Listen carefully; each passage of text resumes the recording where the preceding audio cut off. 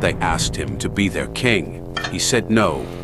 Every other Orisha who came down from heaven wanted something: a throne, a domain, a name people would kneel for. Ogun wanted none of it. Instead, he did something far more dangerous. He taught humans how to make his tools. This is Ogun, and his story isn't about power seized. It's about power given away and what it cost him to do it.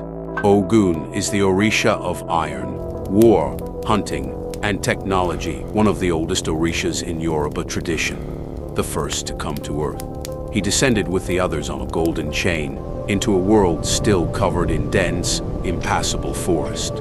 While the other Orishas waited, Ogun took his iron tools and cleared the path himself, cutting through what no one else could move, so the rest of creation could finally settle the land. He is patron of blacksmiths, hunters, warriors, anyone whose work depends on a blade, a tool, or fire. His colors are red, black, and green. His number is 7. When the humans saw what the Orishas had built, they asked Ogun to lead them. He refused. Instead, he taught them how to forge his own tools. Crude at first, imperfect copies of his craft. But it was enough. It was a doorway, and Ogun watched them take their first steps toward building a world of their own, the way a parent watches a child stand for the first time. Then he heard the screaming, because the same tools that could clear a forest or till a field could also become a blade, pointed at another person.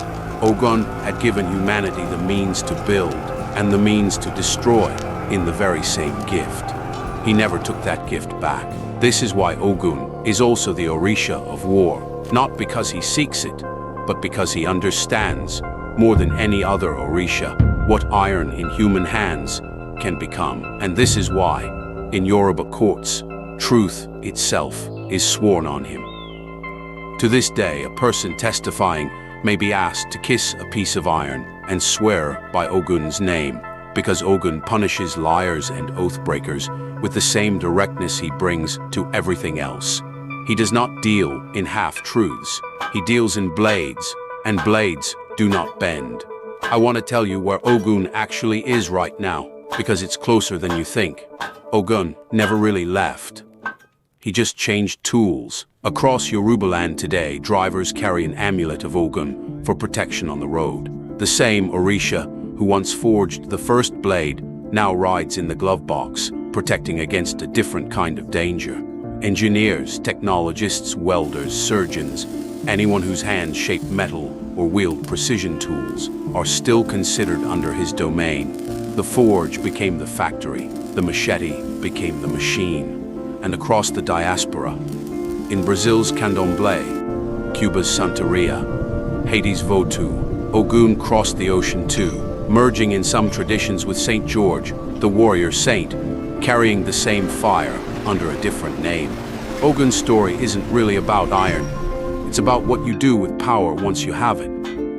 He had every reason to keep his knowledge to himself, to rule over people who depended on him. Instead, he gave it away, knowing full well what they might do with it. That's a harder kind of strength than conquest, giving someone the tools to build, even knowing they might choose to destroy instead. Yoruba tradition says Ogun never truly died.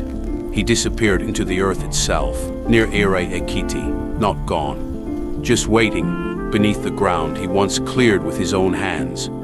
This is Ogun, first to descend, first to give, and still, in some form, first to answer when called.